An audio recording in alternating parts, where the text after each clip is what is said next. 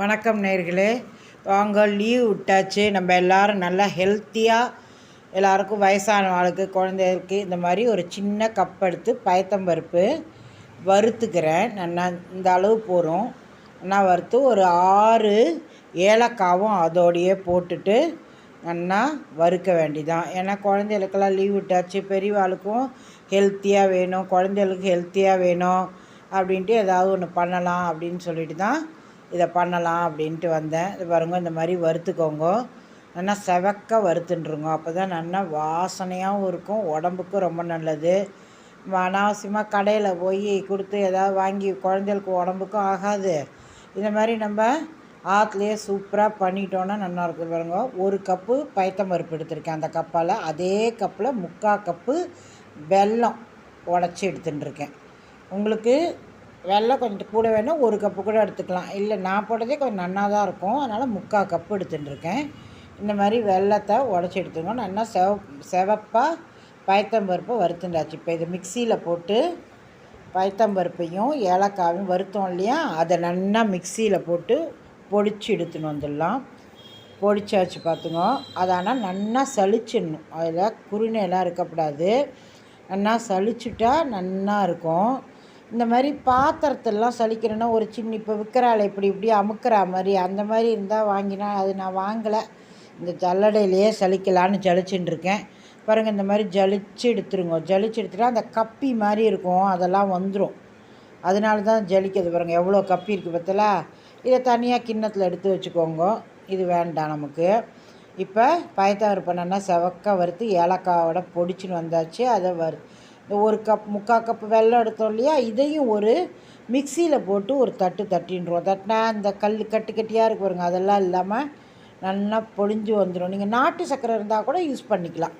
நாட்டு சக்கரை பிடிச்சவாளுக்கு நாட்டு சக்கரை யூஸ் பண்ணிக்கோங்க. நான் வெல்லமே இப்படி ஒரு மிக்சிலையும் ஒரு தட்டின்ட்டேன். இது அதில் கொட்டிக்க வேண்டிதான். கொட்டி நல்லா கலரிப்போம். அந்த பயத்தம்பருப்பு வறுத்த அந்த பொடியையும் ஏலக்காய் போட்டு பொடிச்சு இந்த வெல்லத்தையும் நல்லா போட்டு கையோட ஒன்றோட ஒன்று நல்லா பிசைஞ்சிக்கலாம். பிசைஞ்சிட்டு ஏன்னா நல்லா சேர்ந்துக்கும் பாருங்கள். அப்படி நல்லா சேர்ந்துட்டு பாருங்கள். இப்படி பிசைஞ்சு விட்டால் கையால் இன்னும் கொஞ்சம் வாசனைக்கு வேணாலும் ஏற்கனவே அப்படி போட்டிருக்கோம், தேவையில்லை. வாசனையாக இருந்தால் குழந்தைகள் நல்லா சாப்பிடுமேனு நான் கொஞ்சம் போட்டுட்டேன், பொடி இருந்ததுன்னு சொல்லிட்டு போட்டுட்டு இப்படி நல்லா கையால் ஒன்றோட ஒன்று நல்லா பிசைஞ்சு விடுங்க. சூப்பராக பிசைஞ்சு விட்ருங்க. பிசைஞ்சு விட்டால் அந்த வெல்லமும் அந்த பொடியும் நல்லா மிக்ஸ் ஆகிடும். அப்புறம் எண்ணெய் ஒரு வாணலி வச்சு நல்லா நெய், எண்ணெய் கிடையாது நெய், ஒரு 4 டேபிள் ஸ்பூன் நெய்யை நல்லா ஊற்றி சூடு பண்ணிக்கோங்க.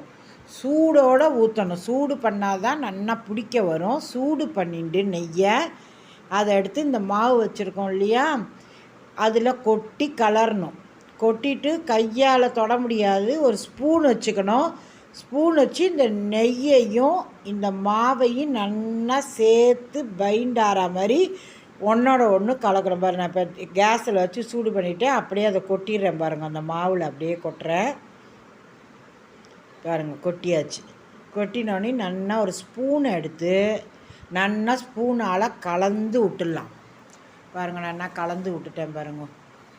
இந்த நெய்யே போதுமானதாக இருக்கும். அப்படி சப்போஸ் போடலன்னா நம்ம இன்னும் கொஞ்சம் விட்டுக்கலாம் பாருங்க. அப்படியே பிடிக்க ஆரம்பிச்சிட வேண்டிதான். யாருக்கு எந்த சைஸு பிடிக்க வருமோ, யாருக்கு எந்த சைஸு பிடிக்குமோ அந்த அளவுக்கு நீங்கள் உருட்டிக்கணும். இப்படி கையில் வச்சு நல்லா நெய் ஊற்றிருக்கிறதுனால பயப்படவே வேண்டாம், நல்லா உருண்டு வரும்.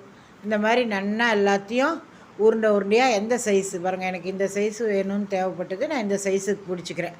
ஏன்னா ஒன்று கொடுத்தாலும் நல்லா நிறக்க இருக்கும். இத்தினோண்டா பிடிச்சா நிறக்க இருக்காது.